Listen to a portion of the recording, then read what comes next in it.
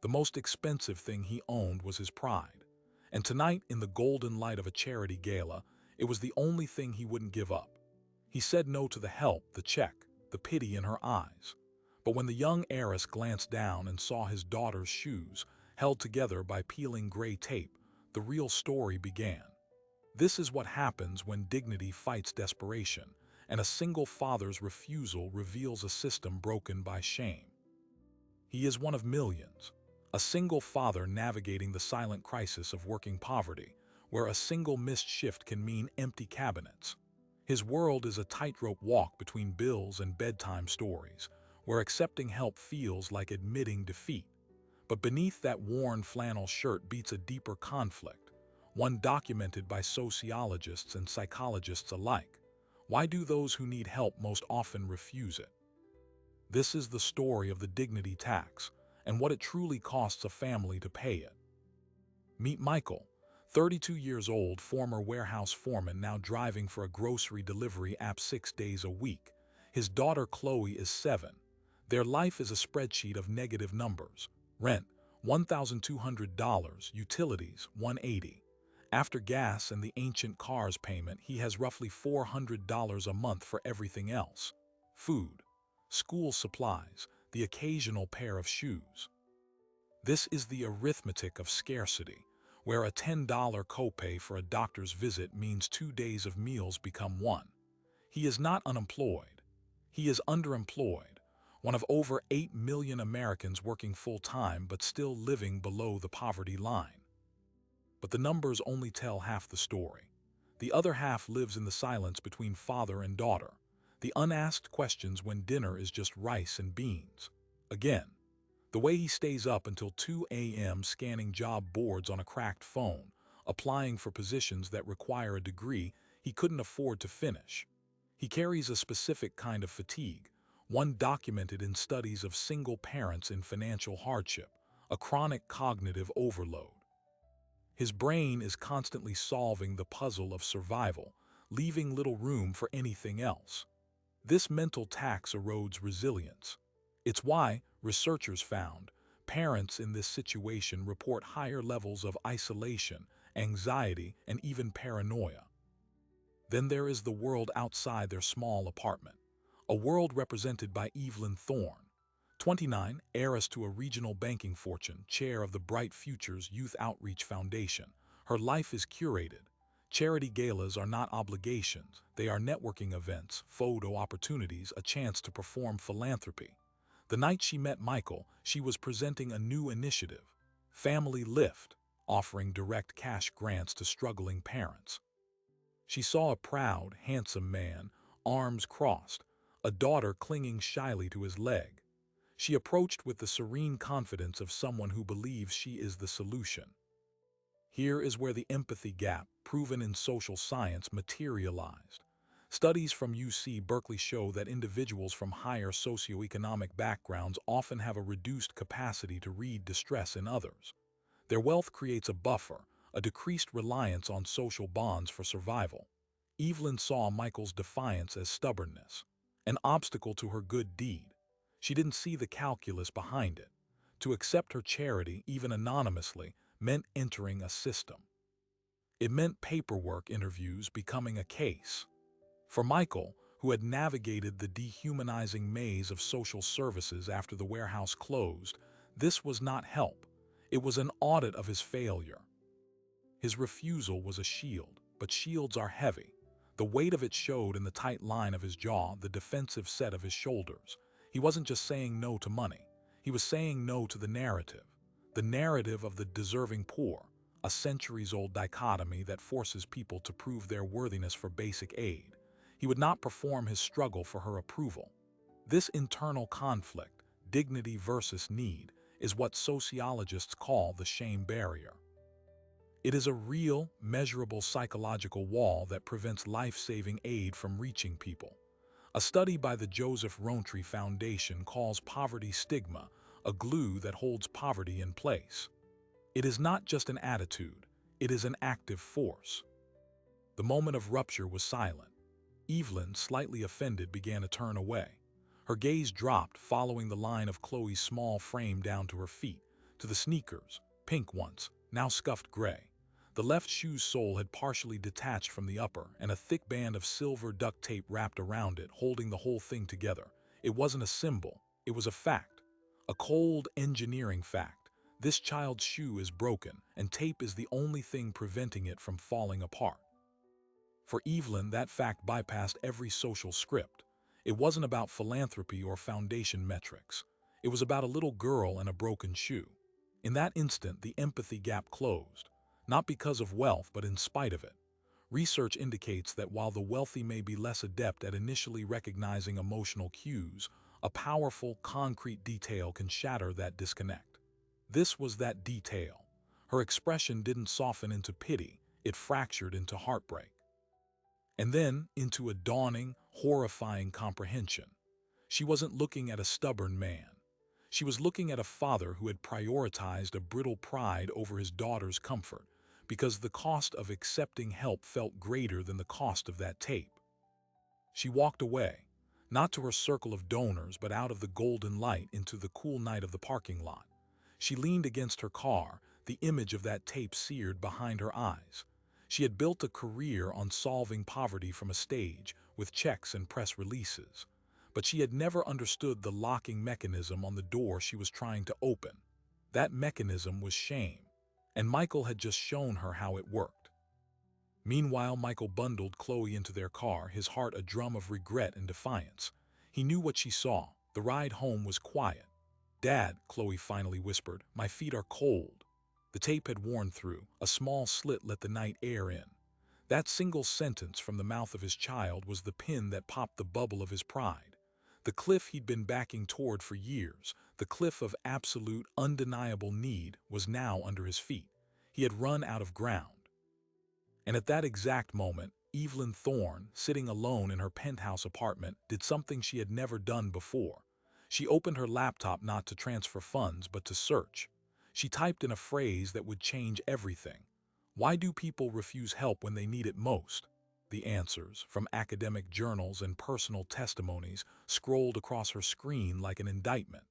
She was not the hero of this story. She was part of the problem. And fixing it would require tearing down everything she thought she knew about giving. Evelyn's search led her to a university study with a title that felt like an accusation: Welfare Stigma as a Barrier to Participation. She read, her coffee growing cold, as clinical language described a visceral human experience. It detailed internalized shame, fear of social judgment, and psychological costs that outweighed material benefits. One quote from a study participant leapt off the screen: "I'd rather go hungry than have my neighbors see me at the food pantry and think I'm a bad mother." Evelyn closed her laptop. The man at the gala wasn't an outlier. He was a statistic, and her foundation, with its public award ceremonies and press releases, might be part of the shamming mechanism. The next morning, she didn't go to her corner office. She went to the public assistance office downtown. She sat in a hard plastic chair for 45 minutes, watching. She saw the lowered heads, the whispered conversations, the way people flinch when their number was called. She saw the plexiglass barriers, the unsmiling clerks, the intimidating stack of forms. This was the sludge researchers talked about, the administrative burden designed not to help but to filter, to weed out the less desperate. She had never filled out a SNAP application. She had never had to prove her poverty to a stranger. The experience was a cold shock. This was the system Michael had chosen duct tape over. Meanwhile, Michael was in a different kind of office, the elementary school nurse. Chloe had tripped during recess. The tape on her shoe had snagged on a crack in the asphalt, sending her tumbling. Her knee was scraped, but the real injury was in her eyes, a wet, silent embarrassment. The nurse, a kind woman named Gail, gently cleaned the cut. "These shoes aren't really safe for play, Mr. Reeves," she said softly, not judging, just stating a fact. That fact cost $30 Michael did not have. He mumbled an apology, signed a form, and carried Chloe back to class, her arms tight around his neck. In the hallway, a PTA poster advertised the upcoming fun run with a $50 registration fee. He looked away. That night, defeated, he logged onto the state benefits website. The application for temporary assistance was 57 pages long when printed. It asked for bank statements, pay stubs, his daughter's social security card, a letter from his landlord, and a personal narrative of hardship. He got through the first 3 screens before a question stopped him cold. Have you refused any offer of employment or charitable assistance in the last 6 months? He stared at the cursor. If he said yes, would he be denied? Was his pride now an official disqualifier? He closed the browser. The system, he realized, didn't just require you to be poor.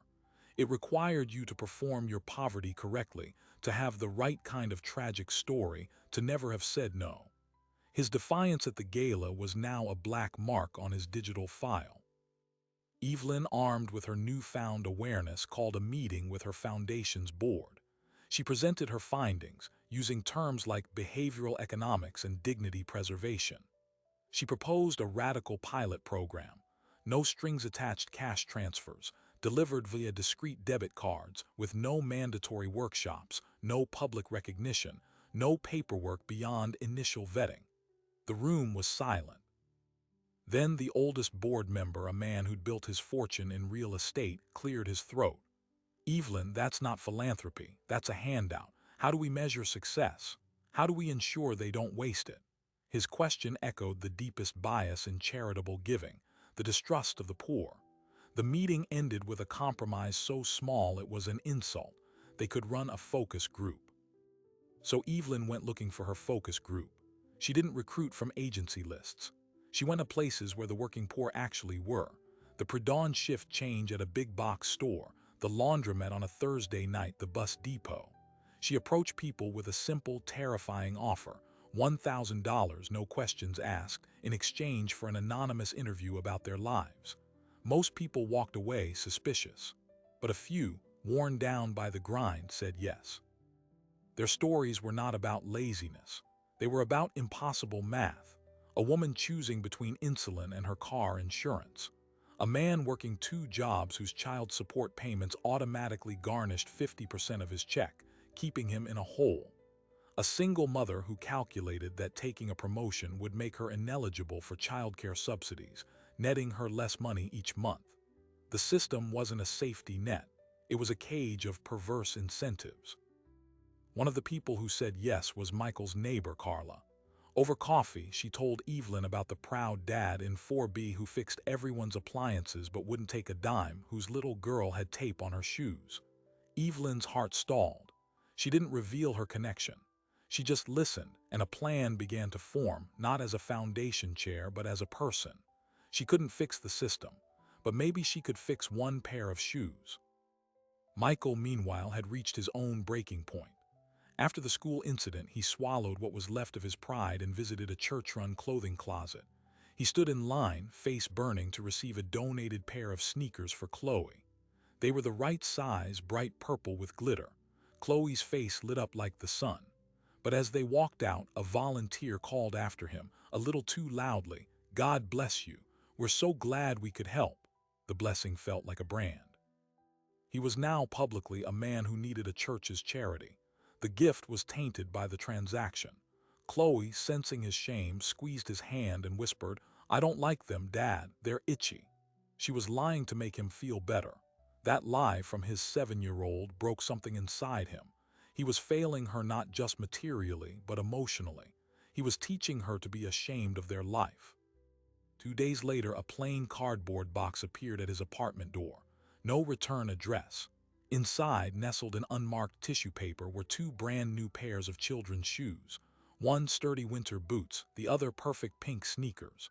There was no note, no logo, no from the charity of Tag, just a small, handwritten card that read, "For Chloe, no strings." Michael picked up the sneakers. They were quality but not flashy. They were exactly what he would have bought if he could. This was different. This wasn't charity, it was a ghost. A kindness that asked for nothing, not even gratitude. It preserved his dignity by being anonymous. For the first time, help didn't feel like an attack. He let Chloe put them on. Her smile was pure, uncomplicated joy. Evelyn watched from her car down the street. She saw the door open, saw the little girl hop out in the new pink shoes, saw Michael look up and down the hallway, confused but not angry. She felt a surge of something she hadn't felt in years, effective goodness. But it was a shadow operation, a single act of rebellion against the very foundation she ran. She knew then that the pilot program wasn't enough. The entire model was rotten. It was built on a power dynamic where the giver held all the control and the receiver all the shame. To truly help, she would have to relinquish control. She would have to trust people she'd been taught to distrust. She drafted her resignation letter, but before she could send it, a news alert flashed on her phone. The local paper had run an investigative piece on the city's poverty rates, and it featured a powerful, unnamed quote from a single father about the dignity tax. The description fit Michael perfectly. The reporter had clearly spoken to someone from her focus group. Michael's private struggle was about to become a public headline. And the article strongly hinted that the city's most prominent family foundation was failing to address the real problem. The board would see this as a crisis. Evelyn's quiet rebellion was about to collide with a very public storm. And Michael, who valued his privacy above all, was poised to be at the center of it. The article hit on a Sunday morning when the city was quiet and the news could echo. The headline was a gut punch: "The Dignity Tax, Why Our Help Hurts." And there, in the third paragraph, was Michael's quote, anonymized but unmistakable to anyone who knew him. "I can handle being poor. I can't handle my daughter learning to be ashamed of it." The piece wove his experience with damning data. How nearly 40% of eligible families don't access food stamps due to stigma. How the average administrative burden for housing assistance equals a part-time job. It named the Bright Futures Foundation as a prime example of performative charity that prioritized donor recognition over recipient dignity. By 10 a.m., Michael's phone was blowing up, texts from numbers he didn't know. "Is that you in the paper? Stay strong, brother." A local news van parked outside his apartment building. His manager at the delivery app called. "Hey, we're getting calls asking if we exploit our drivers. Maybe take a few days off, okay?" It wasn't a request. He was effectively suspended. The very exposure he feared had now cost him his income. The article meant to advocate for him had made him a target. Chloe, sensing the panic, asked if they were moving. He had no answer. At the foundation, chaos. The board emergency meeting was a conference call of furious voices. Evelyn's father, the foundation's founder, was on the line from his golf club. "Evelyn, what is this? We look like villains. You were supposed to be doing focus groups, not feeding quotes to a muckraker." She tried to explain about the research, about the systemic issues, but was cut off. The old board member from the real estate family had a solution: a press release. They would announce a new, streamlined grant program, the one she'd proposed, but frame it as their own innovative idea, months in the works. They would co-opt the criticism and spin it into a win. "And we need a face," he said. "A grateful recipient. Find that father from the gala. Pay him to do a testimonial." Evelyn felt sick. They had learned nothing. They wanted to use Michael as a prop to perform the very humility they had demanded. She refused. The call ended with her authority stripped. The board would handle communications directly. She was now a figurehead in her own foundation. That afternoon, a courier arrived at Michael's door.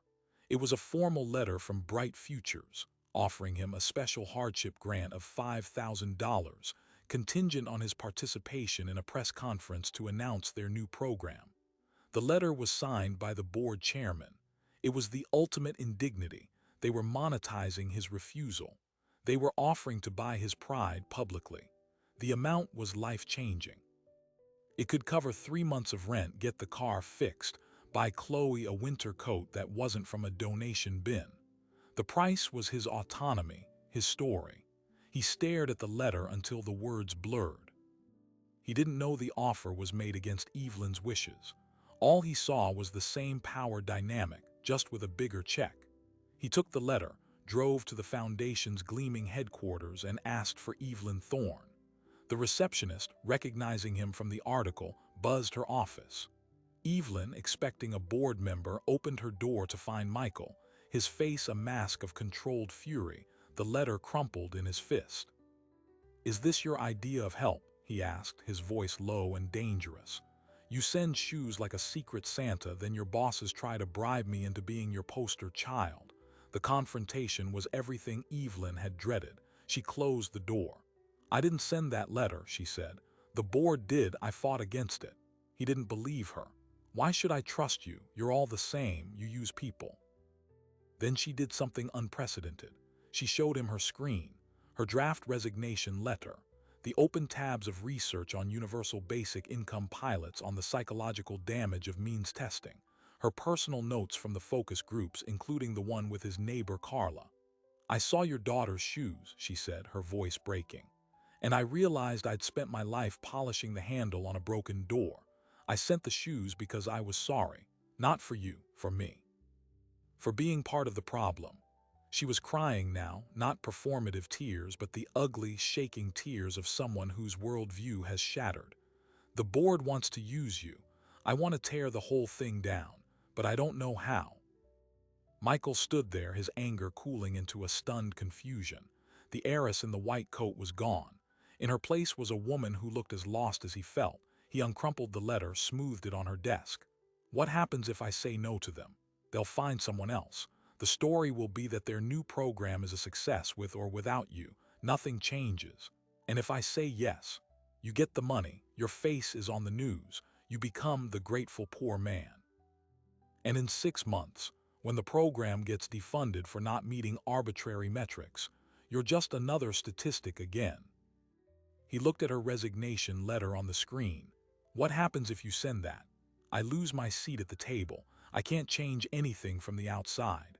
A long silence stretched between them, filled with the hum of the building's climate control. Two people from opposite worlds trapped by the same broken system. Then Michael spoke, his words slow and deliberate. "There's a third option." He laid out a plan so audacious it was either genius or suicide. He would not be their grateful recipient. He would be their consultant. He would sit in their board meetings not as a case study but as an expert. An expert in poverty, in navigating the sludge, in the real cost of the dignity tax. They would pay him a consultant's fee, the same 5,000, but for his insight, not his testimony. And his first recommendation would be to kill their press conference and launch a true no-strings-attached pilot designed by the people who would use it. "They'll never agree," Evelyn whispered. "They will," Michael said, "if you tell them it's the only way to salvage their reputation. If you tell them the next article will be about how they tried to buy my silence." It was a bluff, a huge one, but it was the first time Michael had used his position as a pawn to try and move the king. Evelyn, a spark of her old fire returning, agreed. She would present his offer to the board as an ultimatum. She would not resign. She would go to war from the inside. The board meeting that followed was legendary. Voices were raised, threats were made. Evelyn played the recording of Michael's calm, firm offer. She had asked his permission. She presented it not as a request but as a strategic necessity. "The narrative is already against us," she argued. "We can either be the foundation that listened and evolved, or the foundation that tried to bribe a struggling father. Which headline do you want?" The old guard sputtered. But cooler heads, newer board members who were uneasy with the old models, saw an opportunity. A vote was called.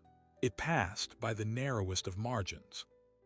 Michael Reeves, delivery driver and single father, was now a paid consultant for one of the city's wealthiest foundations.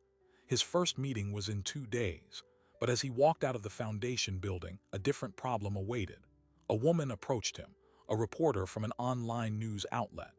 "Mr. Reeves, I'm doing a follow-up on the dignity tax piece. Can you comment on rumors that you've just cut a deal with the very foundation you criticized?" The board, it seemed, had leaks. His hard-won victory was about to be framed as a sellout before it even began. The system was fighting back. Michael looked at the reporter, then at the foundation's glass doors behind him, and made a decision that would redefine everything. "Yes," he said, his voice clear. "I cut a deal, but not the one you're thinking. Come inside, I'll show you." He invited her to sit in on his first consultant meeting. It was a monumental risk, transparency as a weapon. The board was horrified when he walked in with a journalist in tow, but Michael was in charge now. He began the meeting not with a presentation, but with a question. How many of you have ever had to choose between paying a utility bill and buying your child a new pair of shoes? The room was silent. That's what I'm here for, to explain the math of that choice, not as a sad story, but as a design flaw. For the next hour, he didn't talk about feelings. He talked about systems. He broke down the sludge, the hours spent on hold, the redundant forms, the humiliation of asset tests. He presented data from the studies Evelyn had found, showing how reducing shame increased program participation by over 60%. He was calm, factual, and utterly formidable. The reporter's fingers flew across her keyboard. The old board member scoffed. "This is all very touching, but we have donors." "They want to see impact metrics," Michael nodded. "I have a metric for you, dignity. Measure how many people we help without making them feel like failures." The vote on his pilot program design was held right there. With the journalist watching, it passed unanimously. The headline the next day read, "From Rejection to Reform, the Father Who Taught a Foundation to Listen." The pilot launched 3 weeks later. It was called the Bridge Fund. 100 families selected at random from a pool of applicants received $5,000 via plain debit card. No meetings, no follow-up surveys demanding gratitude, just a text. "These funds are yours to use as you see fit. We trust you." The foundation's accountants had aneurysms. The results, tracked anonymously, were staggering. After 6 months, 80% of participants had used the money to clear crippling debt or secure stable housing. Emergency room visits for stress-related illnesses in the group dropped. Child school attendance improved. But the most powerful data point was qualitative. When asked what the most valuable part of the program was, the overwhelming response was being treated like a person. Michael's life changed, but not in the way he feared. The consultant fee cleared his debts. He used the stability to enroll in a community college course on social work, paid for by a scholarship Evelyn quietly steered his way. He didn't move to a fancy neighborhood. He stayed in his apartment, but now he was the go-to guy for neighbors navigating benefit systems. He taught them how to fight the sludge. Chloe's new shoes were just shoes now, not symbols. She joined a soccer team. The tape was a memory. Evelyn, empowered by the pilot's success, didn't resign. She staged a quiet coup. She rallied the newer board members and reshuffled the foundation's priorities. The galas weren't canceled, but the focus shifted. Donors were now presented with data on dignity preservation, not just tear-jerking testimonials. Grant applications were slashed from 20 pages to 2. The Bright Futures Foundation became a reluctant case study in effective altruism, featured in philanthropic journals. But Evelyn's real victory was private. She started volunteering, not as a chairperson, but as a tutor at Chloe's school. She learned more from the kids in that cafeteria than she ever had in a boardroom. The story should end there. A neat victory, but the system is a heavy machine. 2 years after the pilot, a state legislator, inspired by the Bridge Fund data, drafted a bill to create a larger guaranteed income experiment. It was fiercely opposed by conservative groups who called it socialism and a disincentive to work. The foundation, now respected, was asked to testify. They sent Michael. He stood in a wood-paneled hearing room facing a panel of skeptical lawmakers. One senator looked down at him and said, "Mr. Reeves, isn't this just paying people to be poor? Doesn't it remove the motivation to strive?" Michael took a breath. He thought of the late nights, the duct tape, the shame. "Sir," he said, "with all due respect, you have no idea what motivation is. Motivation is getting up at 5 a.m. when you're sick because you can't afford to miss a shift. Motivation is teaching your daughter fractions with the last bit of cereal in the box. Poverty isn't a lack of motivation. It's a lack of power. This bill isn't about paying people to be poor. It's about giving them the power to change their story." The room was quiet. The bill failed, but the video of his testimony went viral. It was downloaded millions of times. He had lost the battle, but he had shifted the language of the war. Here is the final surprising detail. A year after that hearing, Michael received a letter. It was from the old board member, the real estate magnate who had fought him every step of the way. The man was dying. In the letter, he wrote, "I thought I understood the world. You proved me wrong. I have directed my estate to endow the bridge fund in perpetuity. Do not name it after me. Call it whatever you want. Just keep proving me wrong." The donation was for $27 million. It was the largest single gift in the foundation's history, and it came with no strings attached.